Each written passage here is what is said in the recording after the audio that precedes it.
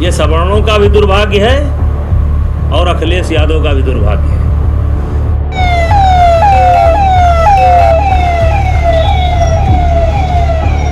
Interview भी ले रहे हैं, सतपाल मलिक का ले रहे हैं, जो खुद इतना विवादित आदमी है, वो हमारा इंटरव्यू नहीं लेंगे।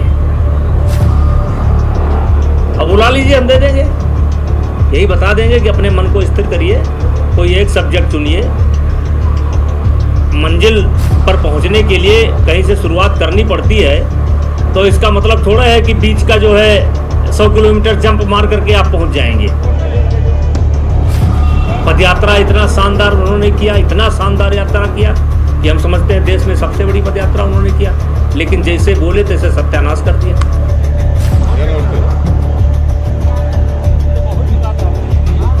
एयरपोर्ट के बाहर इनके गुंडे खड़े होते थे। बाई चांस अगर कोई किसी का मास्क थोड़ा सा नीचे तो पकड़ लेते थे। और कोरोना काल में जितनी इन्होंने बाहर के लोगों से वसूली की है, मैं तो चाहता हूं उसकी जांच होनी चाहिए। वो कौन लोग थे, किसने उनको अधिकार दे दिया था कि प्राइवेट वर्दी, प्राइवेट ड्रेस में आप सीटी लेकर के खड़े हो, डंडा लेकर के खड़े हो, कैमरा लेकर के खड़े हो और वसूली करो। नेताजी, राहुल गांधी ने जिस तरीके से आरोप लगाया है कि आपकी सरकार जो है विपक्षी नेताओं के फोन हैक कर रही है, उनके डेटा चुरा रही है, क्या है पूरा मामला? इस पूरे मामले में सरकार का क्या रुख है? जैसे राहुल जी ने अगर कहा है कि उनका डेटा चुरा रही है या सरकार उनको बहुत गंभीरता से ले रही है, उनकी बात सुन रही है, तो जहाँ तक मेरी जानकारी है कि जिस एप्पल का कंपनी का सहारा लेकर के उन्होंने और कुछ अन्य नेताओं ने ये बात रखी है, वो एप्पल ने इनकार कर दिया है कि ऐसी कोई बात नहीं है। और राहुल गांधी के पास है क्या कि कौन उनकी बात को चुराएगा, कौन उनकी डेटा को चुराएगा, है क्या उनके पास? फिर क्यों गंभीर है इस विषय को लेकर, अगर उनके पास कुछ नहीं है? वो गंभीर नहीं है। कहते हैं कि अभी राहुल गांधी का मन स्थिर नहीं है। वैसे तो नेता बड़े हो चुके हैं, लेकिन उनका मन स्थिर नहीं है। मन की जो गति है संसार में सबसे तेज है, उसी प्रकार से उनकी गति चलती रहती है। और कभी कुछ कभी कुछ कभी कुछ कभी कुछ मुद्दे उठाते रहते हैं। और अब राफेल से डायरेक्ट तो टेलीफोन पर आ गए। अभी कुछ दिन पहले राफेल पर चल रहे थे, अब टेलीफोन पर आ गए। क्या माना जाए ऐसा? और अभी आप ही लोगों में से कोई कह रहा था कि वो पत्रकार भी बन गए। तो देखिए, जब मन बटा होता है तो काम अच्छा नहीं होता है। राहुल गांधी को मेरी सलाह है कि थोड़ा योगा वोगा करें, ध्यान करें, और पहले वो अपने ऊपर कंट्रोल करें, अपने मन के ऊपर कंट्रोल करें कि उनका विजन क्या है, वो क्या लेकर के चलना चाहते हैं। जब तक उनके अंदर भटकाव रहेगा, अगर आप उनके 1 साल के बयान देख लीजिए, 1 साल के बयान उठा करके देख लीजिए, वो कहीं अस्थिर है ही नहीं है।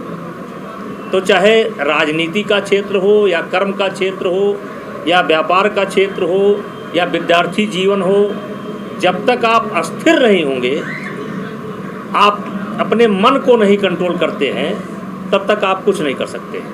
जिस तरीके से उन्होंने एक जर्नलिस्ट, एक पत्रकार बनकर सत्यपाल मलिक जो कि पूर्व राज्यपाल हैं, उनका इंटरव्यू किया है, क्या लगता है उनका आगे का क्या मतलब जो है? देखिए, उनको सत्यपाल मलिक के अलावा कोई मिला भी नहीं जो उनको इंटरव्यू दे दे। तलाशे भी तो अपनी ही 2 कॉपी तलाशा उन्होंने। सत्यपाल मलिक को भी नहीं पता है कि कब क्या बोलते हैं और कितना बढ़कर बोलते हैं। और इंटरव्यू भी किया उन्होंने तो किसी अच्छे व्यक्ति का ना करके सत्यपाल मलिक का किया। तो वही मैंने कहा था कि जब तक मन बटा रहेगा तब तक वो कुछ नहीं कर सकते हैं। पहले वो अपने मन के ऊपर नियंत्रण करें, अपना एक सब्जेक्ट चुनें, अपना एक लक्ष्य निर्धारित करें। अब जैसे अभी तक वो बड़े दल के नेता थे। कुल मिलाकर के आप कह सकते हैं कि भारतीय जनता पार्टी के बाद दूसरे नंबर का दल अगर है तो कांग्रेस है। एक समय था कि कांग्रेस कई वर्षों तक इस देश पर राज भी किया है। अब ये छुप रहे हैं किसके पीछे?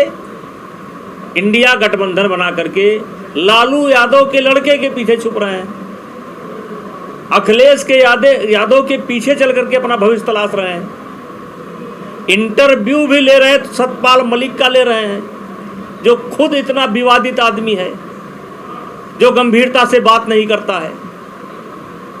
तो इनके बारे में क्या कहा जाए? आपके माध्यम से सलाह है कि थोड़ा अपने मन को स्थिर करें। अगर ऐसे में आपका इंटरव्यू लेते हैं वो तो क्या आप देना चाहेंगे?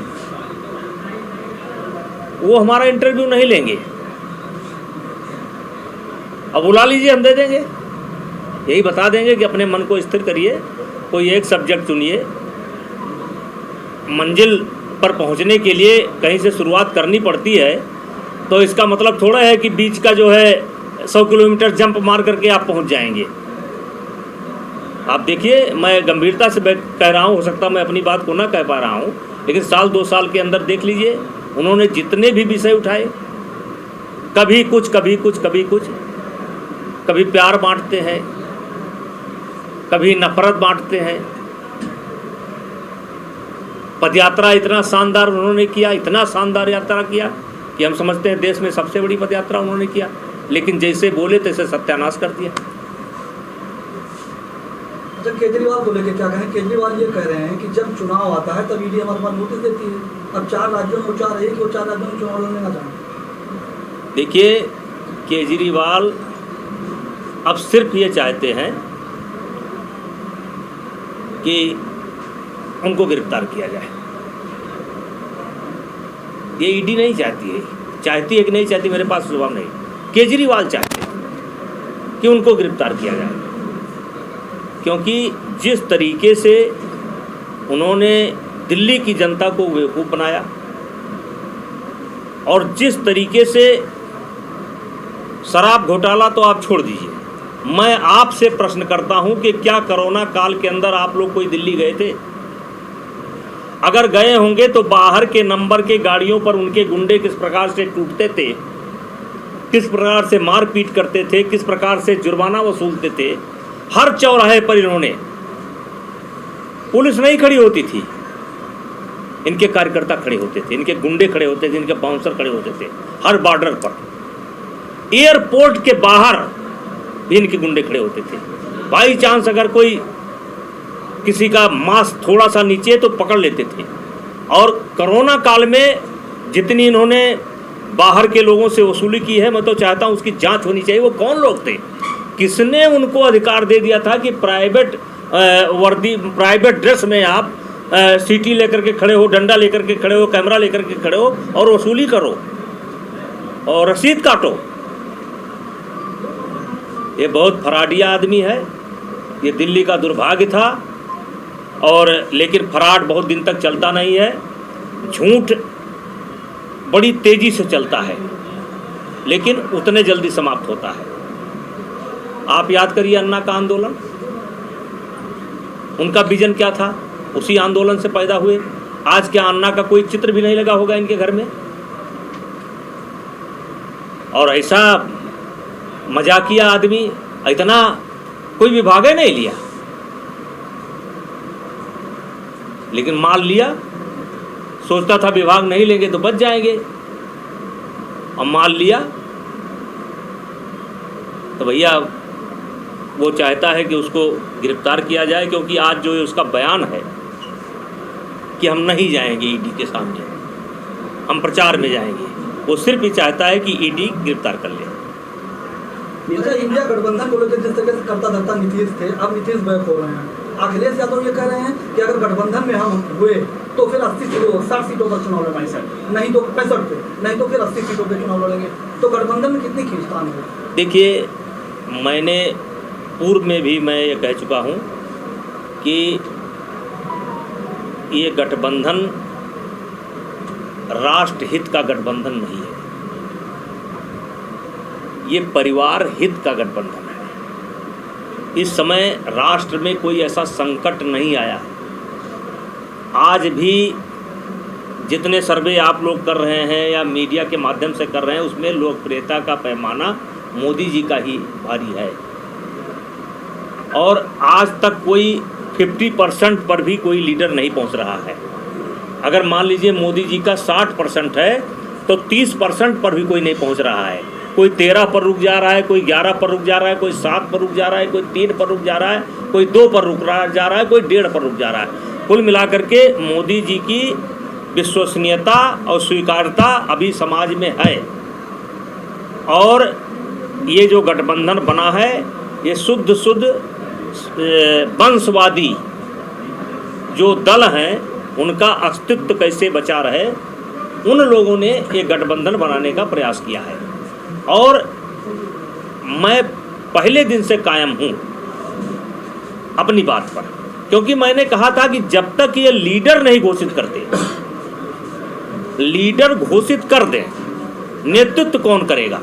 जैसे सन 1977 में 75 में जब इंदिरा जी ने इमरजेंसी लगाई थी, तो लोकनायक जयप्रकाश नारायण को लीडर घोषित किया गया था। उनके नेतृत्व में ये काम हुआ था और उन्होंने कोई पद भी नहीं लिया था। ये आज तक इनके गठबंधन का नेता कौन होगा, संयोजक कौन होगा, ये आज तक नहीं बना पाए। और कोई एक विचारधारा है नहीं, अन्य विचारधाराएं हैं, अन्य विचारधाराओं के उस पर काम करते हैं।